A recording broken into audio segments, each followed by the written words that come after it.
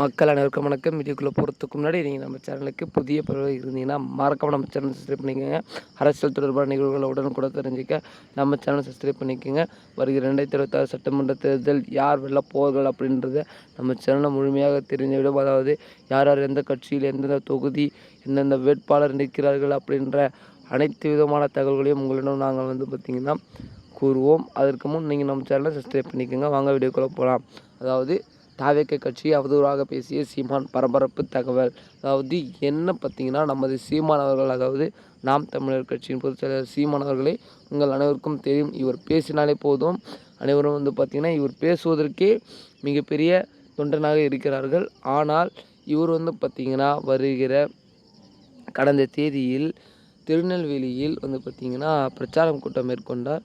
அதில் பார்த்திங்கன்னா இவர் பேசியிருப்பார். நமது தாவேக்கா கட்சியின் விஜய் அவர்களை அவதூறாக பேசியதாக தகவல்கள் வெளியாகி கசிந்து பரவி கொண்டு வருகிறது.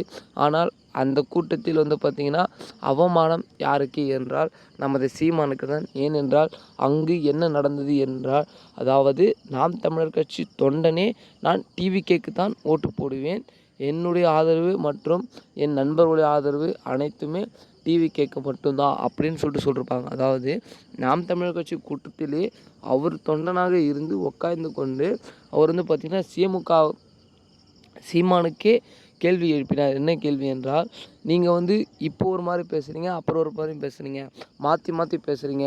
அதனால் பார்த்திங்கன்னா என் ஃப்ரெண்டு யாரும் உங்களை நம்ப மாட்டுறாங்க, உங்களுக்கு யாருக்கும் ஓட்டு போட மாட்டுறாங்க அப்படின்ற தகவலை சொல்லியிருந்தார். அது மட்டும் இல்லை, இன்னொரு கேள்வியும் கேட்டுக்கொண்டே இருந்தார். அந்த கேள்வி பார்த்திங்கன்னா அவருக்கு மிகவும் இதுவானது. அதாவது எப்படி சொல்கிறது என்றால், அவருக்கு மிகவும் கஷ்டத்தை தான் கொடுத்தது. என்ன கேள்வி அந்த கேள்வி என்றால், நீங்கள் 16 வருட காலமாக அரசியலில் இருக்கிறீர்கள், நீங்கள் என்ன காரியத்தை செய்தீர்கள்? உங்களால் முடிந்ததை நீங்கள் போராட்டத்தை தவிர போராட்டி வென்றிருக்கிறோம், அதுவே எங்களுடைய பலம் அப்படின்றீங்க. போராட்டி வென்றதை தவிர நீங்கள் வேறு என்ன நல்ல விஷயங்களை மக்களுக்காக செய்திருக்கிறீர்கள் அப்படின்ற கேட்ட கேள்விக்கு நமது சீமான் அவர்கள் பார்த்திங்கன்னா சிலையாகி நின்று விட்டார் என்று தான் கூறணும். ஏன்னா அவருக்கு என்ன சொல்கிறதுன்னு தெரியல. கடைசியாக அதாவது சிரித்து கொண்டே உங்களுக்கு தூர பார்வை கம்மியாக இருக்குது அப்படின்ட்டு அவர் சொல்லிவிட்டு கம்முன்னு அடுத்த டாப்பிக்கை பற்றி பேசிட்டாங்க.